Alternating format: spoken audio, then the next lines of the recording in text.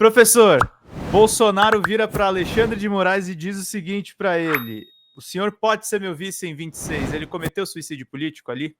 A questão toda é a seguinte, em primeiro lugar, né, agradecer você pelo convite aí, pra gente estar nesse dia que não tivemos futebol brasileiro, né, durante o dia, Uhum. e vai ter futebol logo mais à noite, e Aham. então nós ficamos com a tarde aí com mais programações aí para as pessoas se atualizarem.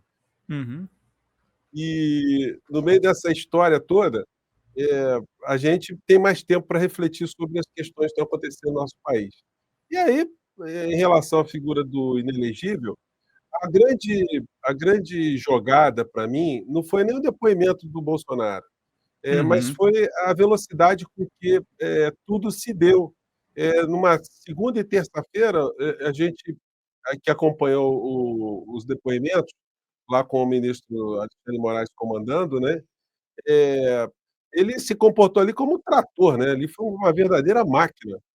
E até brinquei que o ministro parecia uma espécie de Cristiano Ronaldo do Supremo Tribunal Federal, porque ele estava concentrado, eh, usando o método correto da inquirição das testemunhas, fazendo todo tipo de advertência, não deixando nenhum tipo de brecha para algum tipo de nulidade.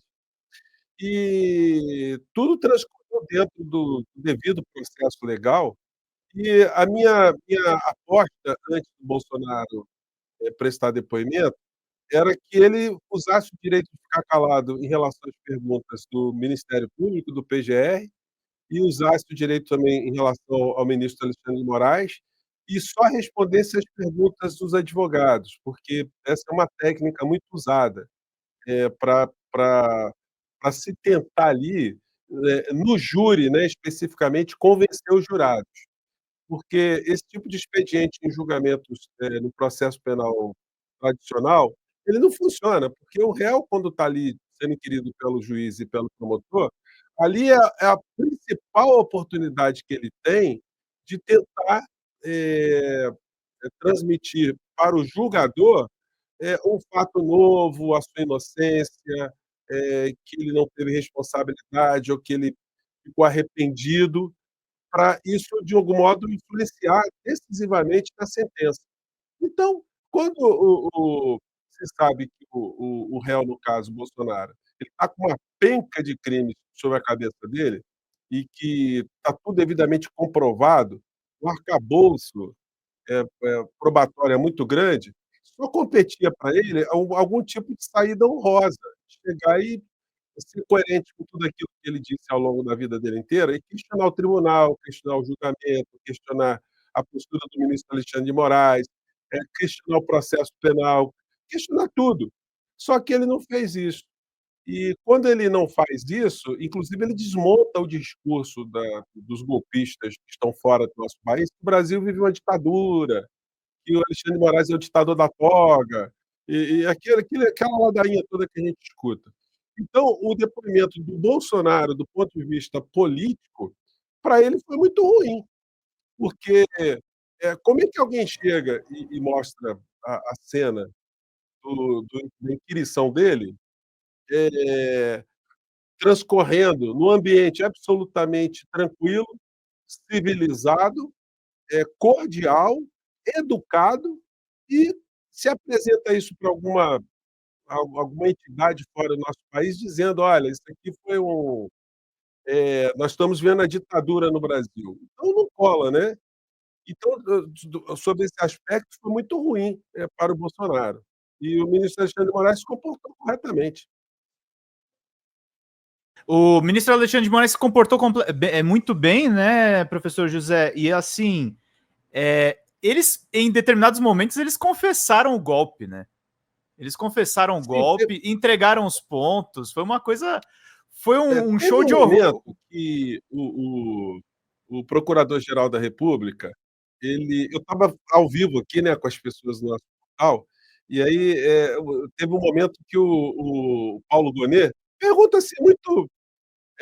O Paulo Gonet estava demonstrando um certo nervosismo também, porque ele, quando ia se reportar ao Bolsonaro, ele chamava "senhor Bolsonaro", seu Bolsonaro, faltou ele dizer seu Bozo. E aí, Sim.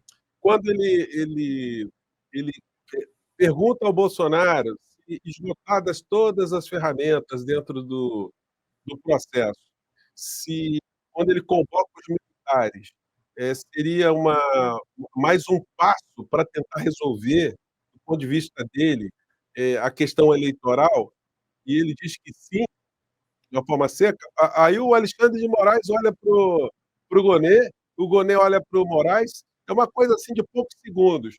Mas ali, naquele entreolhar de ambos, né, o que ficou, o balão que você lia em cima era: e ele confessou, o criminoso confessou. E aí é o que eles precisavam para o ministro Alexandre de Moraes para elaborar uma sentença no futuro e o Procurador-Geral da República para fazer dele as suas alegações finais, porque agora, depois dessa fase, se alguém requisitar alguma diligência, só se tiver alguma nova prova, então o ministro Alexandre de Moraes vai deferir ou vai indeferir, e indeferindo, o prazo acaba e a gente entra para o processo de alegações finais. O processo penal diz que são 5 dias para o Procurador-Geral da República e 5 dias para a defesa. E aí depois vai se marcar a data para o julgamento, né. Então, essa fase, ela processualmente, do ponto de vista penal e constitucional, ela foi perfeita, e do ponto de vista político ela foi desastrosa para o Bolsonaro. É impressionante que eles já estão convocando uma manifestação para o próximo dia 29. Eu quero saber quem é que, depois de ser chamado de maluco, vai comparecer a essa manifestação na Avenida Paulista, né. A conferir. É sinal que ele odeia, inclusive, as pessoas que apoiam ele, né? Uma coisa chocante, assim. A gente já pode considerar, professor José, que agora a gente tem que se preparar para enfrentar Tarcísio, os filhotes do Bolsonaro, politicamente dizendo? Olha, só um minutinho aqui, ô Pedro, ainda estou Hum, pegando aqui um delay delay? aqui, eu não Opa, sei de onde está vindo o áudio aqui, deixa eu ver vamos se eu dou ver. uma melhorada nesse troço aqui, tá Vamos ver. reverberando aqui. Deixa eu ver Deixa eu aqui, ver aqui. Tem áudio da problema não, a tela. gente espera. A diva Ó, cascadora, tá vindo maluco aqui não falta. não sei se é aqui. Bom, se tá indo bem para vocês aí, vamos continuar então, né. Tá tranquilo pra gente. A gente já Então deve tá, se então preparar para Tarcísio? O que, eu que você vou, acha? por favor, repete tua pergunta aí que eu não consegui captar. A gente já deve se preparar para Tarcísio e para os sucessores do Bolsonaro ou ainda é cedo para a gente ter esse pensamento? Olha, é o seguinte, tem várias questões aí que eu acho que tem muita gente que não está refletindo bem no meio dessa história. Porque, eu já estive lá no ministério não, na Secom, né, junto com outros colegas youtubers, Andréia estava lá também, nós fizemos aí um grupo de amigos e youtubers, o Clayson, o Ricardo Mello, a Andréia e eu. Mas outros foram convidados também, o João do Clique Política, o Aquias Santarém, o Rony Telles, o pessoal do Desmascarando, enfim, o Thiago dos Reis, vários foram convidados para bater esse papo, né. E a gente ficou trocando algumas ideias antes, porque o desespero em relação à comunicação é muito grande. E para mim foi muito preocupante ver o Sidônio, quando numa fala com a gente ali, ele disse o seguinte: "Olha, a coisa mais forte na política no Brasil hoje é a reeleição. Dificilmente alguém deixa de ser reeleito aqui no Brasil". Quando ele jogou isso como uma verdade absoluta para ele, eu fiquei preocupado, porque isso é subestimar contra o que nós estamos lutando nesses últimos tempos. E hoje, antes de entrar aqui no ar contigo, lá no nosso portal, fiz uma live meteórica aí 4 horas da tarde, onde eu chamo a atenção do fato dessa gente que nós estamos combatendo aqui no Brasil estar umbilicalmente conectada com a extrema direita de um Benjamin Netanyahu e de um Donald Trump. Eh, o mundo está vivendo essa situação caótica no Oriente Médio, porque, se tem extremistas de direita em pontos principais da geopolítica do nosso país, tomando atitudes como eles estão tomando. A gente vê aqui do lado como o Milei se comporta, o Milei como um vassalo de Israel, né, uma coisa e dos Estados Unidos. Se nós tivéssemos, esse tipo de situação aqui no Brasil, a gente estaria numa situação política devastadora, devastadora. Então, quando a gente vê um ministro, de comunicação, tratando das questões como estão acontecendo no Brasil, de um modo muito relaxado, de um modo muito simplório, eu fico desesperado. E o paradoxo é o seguinte: a gente vê o presidente Lula dizendo: "Olha, o mundo está ficando com ódio, tem muita intolerância, estamos vendo muitos problemas no mundo e tal, as redes sociais estão jogando muito ódio e tal". Quando o presidente da república tem consciência que está acontecendo esse ambiente, esse teatro de operações, vamos dizer assim, mas ele, não entra nesse teatro de operações como o principal condutor das suas políticas progressistas, aí a coisa é desesperadora. Eu acabei de ler aqui no jornal que o presidente está falando para os influencers, ou seja, você, eu e o resto da turma toda, para a gente entrar no combate. Nós temos que defender o governo e tal. Olha só, nós já fazíamos isso, nós estamos fazendo isso o tempo todo. Todo tempo, todo Agora, tempo. é muito diferente o Pedro Zambarda dizer uma coisa, o José Fernandes falar uma coisa, a Andréa Gonçalves falar alguma coisa, e o presidente da nação falar alguma coisa. Ele levantar algumas questões. O principal comunicador num sistema presidencialista é o presidente da nação. Isso aqui no Brasil, isso no México, na Argentina, na Turquia, em Cuba, na China, em todos os lugares. Então é uma coisa, assim, espantosa perceber que o presidente da república ele tem uma noção, mas não tem ninguém perto dele para dizer assim: "Presidente, olha só, o senhor está percebendo o que está acontecendo? É o seguinte, agora o senhor vai ter que fazer live todo dia, de manhã cedo. O senhor vai ter que ir nas redes sociais todas, o senhor tem que ir lá no DCM, tem que ir no fórum, tem que ir na Folha Democrata, tem que ir no Portal do José, tem que ir no Thiago dos Reis, tem que circular, tem que ir tudo quanto é programa de rádio, tem que ter uma permanência nas redes, porque o presidente é o principal, líder que faz as pautas também. Então, só isso resolve o problema que nós temos no Brasil hoje? Não. Porque, para além da comunicação, é necessário que se haja entregas também, entregas econômicas, entregas sociais. E o governo Lula tem essas entregas, mas existem pontos críticos que precisam ser enfrentados também. A questão da alta taxa de juros que nós temos no nosso país, esse assunto acabou, não se fala mais nisso, e é uma questão devastadora. Nós temos uma pauta extremamente positiva, que é o fim da jornada 6 por 1. O governo podia estar bancando isso, atraindo a sociedade para esse tipo de questão, levantando estudos, levantando polêmicas, levantando questões, mas isso não está acontecendo.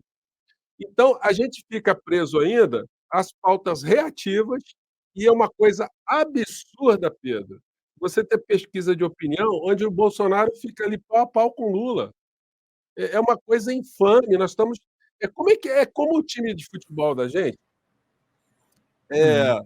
o time do de que A tem gente joga nas regras e os caras jogam com país, carrinho, né? uma série de jogadores muito bons, e aí quando vai jogar com um time da terceira divisão, por exemplo, no campeonato, na Copa do Brasil, ou da quarta divisão, série D, aí o time perde. O torcedor não se conforma, fala assim: "Espera aí, tem alguma coisa muito errada nisso aí.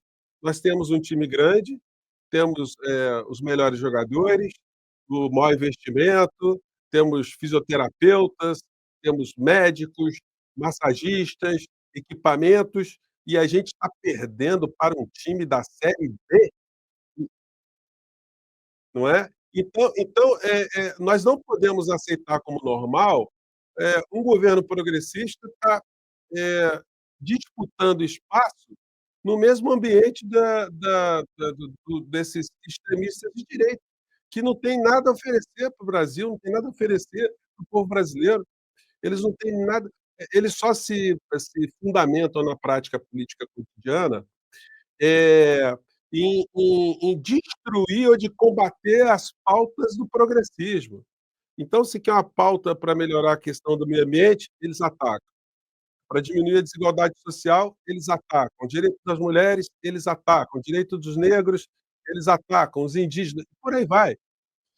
Então, é um tipo de força política que eu estou vendo muita miopia para se enfrentar.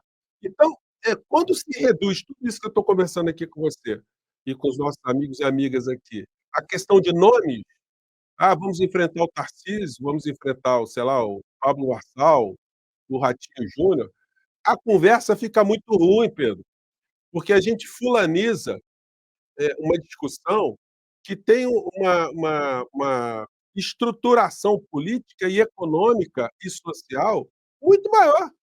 Porque o que que é? A gente virou bet. Eleição no Brasil é bet. Então, o que que você acha? Tarcísio vai ganhar, o Lula vai ganhar, o Haddad vai disputar, enfim, a Michele Bolsonaro, enfim. Então fica uma conversa e um debate absolutamente empobrecido, e a gente acaba caindo nisso também como progressistas. A gente está preocupado com os nomes da extrema-direita e da direita, e a gente está sequer tocando em problemas estruturais aqui no nosso país que deveriam ser a motivação para os debates públicos, né? É como eu penso, né? Você acha que o problema da comunicação do governo inviabiliza a gente discutir um projeto para 2026, professor? Olha, a, a comunicação, o Pedro, inclusive mais cedo fiz a minha livezinha meteórica, eu fui assim bem contundente em relação ao, ao Sidônio Palmeira, né? Porque se ele não resolver, se ele não tiver uma ação imediata para que chacoalhe a comunicação, ele tem que pegar o boné e ir embora. Porque o que acontece é o seguinte, o Lula colocou um marqueteiro que é um profissional, o cara é empresário nesse segmento, né? O cara para ele existe vida além do governo. Então ele está no governo com a visão de quem veio para contribuir, veio para somar. Mas se não der certo, se der tudo errado, e ganhar a direita, extrema direita, ele vai tocar a vida dele. Ele volta para o nicho dele, volta para a empresa dele. Só que eu e você e o resto do país, a gente fica na M. Então, são entendimentos diferentes que se tem para lidar com questões de governo. Eu, você e outras tantas pessoas estamos enxergando o perigo que nós corremos aqui no Brasil, de ver essa gente insana. O Bolsonaro líder do nosso país. Nós estamos vendo do que nós conseguimos nos livrar. E aí a gente cogitar a possibilidade no Brasil desse grupo político, liderado por essa criatura, ter viabilidade eleitoral no nosso país, isso é um negócio extremamente preocupante. É como você entrar no jogo, que eu falei, jogo de futebol, com o time de série D com medo de perder. Assim, olha, vamos entrar com o time da série D ali e torcida a nosso favor, tá tudo aqui, o campo, gramadinho e tal, mas vamos montar uma retranca aqui porque os caras podem fazer gol na gente. Nós estamos numa situação complicada e eu estou tentando jogar nos debates essa preocupação, esse alerta, né? Que nós não estamos lidando com a força política que está morta, não. Tem muita gente que está insatisfeita com o Lula porque Uhum. já estava insatisfeita mesmo, é gente que nunca gostou do Lula. Existem os antipetistas e os antilulistas. E existe também uma grande parcela que odeia Bolsonaro e tudo aquilo que ele representa. É, mas existe entre esses dois sentimentos espaço para surgir um Marçal da vida, não que seja ele, mas Uhum. surgir alguém que tem um discurso bem afinado e tal, olha, pode complicar a situação, pode O ser um grande Nicolas, né? complicador. Então, eu acho que a gente tem que ter muita sabedoria para lidar com isso, porque a presunção, a arrogância, é, a ideia que se sabe tudo, desprezar, por exemplo, as ferramentas de comunicação nas redes sociais, isso aí pode ser um erro fatal, né? Uhum. É um erro fatal e é o que a Sônia Nobre está falando aqui. O presidente Lula precisa falar semanalmente com o povo brasileiro, um resumo de todas as realizações. Ele tem que falar, né, José? As pessoas têm que ver o presidente, né? Fala, pessoal da Folha Democrata, que é Pedro Zambarda, editor do canal, falar um pouquinho a respeito da necessidade de vocês financiarem a Folha Democrata, gente. A Folha Democrata é financiada através de um Pix chamado Folha Democrata, é o endereço do Pix, né? folhademocrata@gmail.com. Nós precisamos do nosso jornalismo financiado por vocês que são do nosso público, porque nós passamos vários perrengues aqui com o YouTube, vocês sabem muito bem. E mesmo assim, graças a essa comunidade muito unida, a gente conseguiu fazer lives históricas, acompanhar praticamente ao vivo a campanha do Guilherme Boulos, trazer informações exclusivas a respeito de Gustavo Gayer, de Olavo de Carvalho, de todos os bolsonaristas, combater as fake news e tudo o que a gente acompanha. Por R$80 no nosso Pix você ganha um curso de roteiro para série, o que é muito importante se você é artista, roteirista, se você lida com essas práticas da economia criativa. Outra forma de você colaborar também é se tornando membro aqui do nosso canal. Isso é muito importante para você fazer as suas atividades por aqui, porque você tem acesso a vídeos exclusivos e nós temos um curso de jornalismo básico para você poder acompanhar a partir de R$5, que é ministrado por mim. A gente tem aí quase uma dezena de aulas e muito conteúdo para você poder acompanhar. Meus caros, minhas caras, financiem o jornalismo independente, financiem o jornalismo que se posiciona à esquerda, financiem o jornalismo na internet, que traz informações confiáveis, checadas, que cruza informações e que trata você, que é o nosso público, de uma maneira muito séria. Vida longa e próspera, gente. Cuidem dos seus. Até mais. Tchau, tchau.